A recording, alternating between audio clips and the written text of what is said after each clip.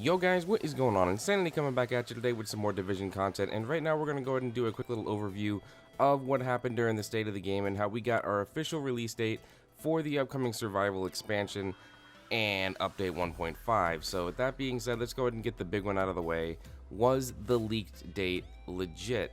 And Hamish has 100% confirmed that Xbox One players and PC players are going to be getting Survival and update 1.5 on Tuesday, November the 22nd. So your final little push to try and grind for some credits, gear that you want to dismantle and get all your materials and crafting stuff ready in order so that on launch day you're able to go ahead and pick up some stuff from the different vendors, craft 34 gear mods.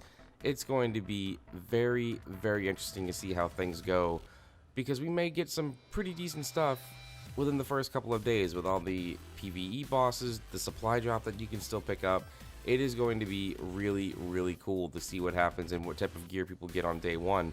Now, when it comes to the PlayStation players, there's a lot of people out there going, hey, what about us? When do we get 1.5? Because you didn't say when our release date was. And that's because there is a little bit of a delay for the guys over on the PlayStation side. It looks like console certification and when their updates roll out. So it could be between Wednesday to Friday that update 1.5 will launch for you guys. And due to DLC exclusivity, it looks like you should be getting Survival between the dates of December 20th to December 24th, because he did say that it is going to be before Christmas Day, which is always a nice highlight, because everybody was hoping that it would be out before the end of the year, and some people thought they weren't going to deliver on that, but they most certainly are. Now, update 1.5, the biggest thing in my opinion that's coming in update 1.5 is the new named gear pieces, the new weapons, and of course the fact that enemy armor damage is being put back as a major stat the way it is in update 1.4 currently, which is huge. Now, what else are we going to talk about? The shotguns on console has been a huge problem with the auto aim assist and everything like that for one-shot headshots, and it just makes things not very enjoyable, especially in the PvP world in the Dark Zone. So that has been fully adjusted. The weapon talent requirements are being reduced because they were pretty high. They were pretty insane in the PTS. So it's nice to see that they're being dropped down a little bit, because to have over 5,000 firearms, I think it was like 5,100 in order to try and to get brutal or deadly. I can't remember which one it was, but it was pretty crazy. NPCs now have the opportunity to now drop crafting materials. MG5 accuracy damage has been reduced. The MP7 is receiving damage a nice little buff by 9%, which is great, because I know there's a lot of people out there that still enjoy using the MP7. What other main thing? Something that people have been asking for a long time, and it's finally coming, and that is the stash increase.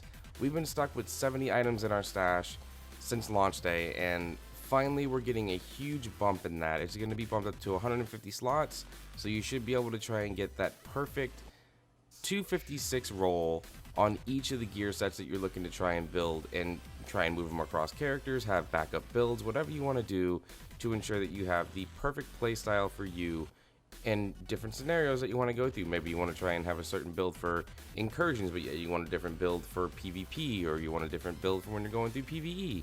So with the ability of having 150 slots, you're going to have a bigger opportunity to do things like that.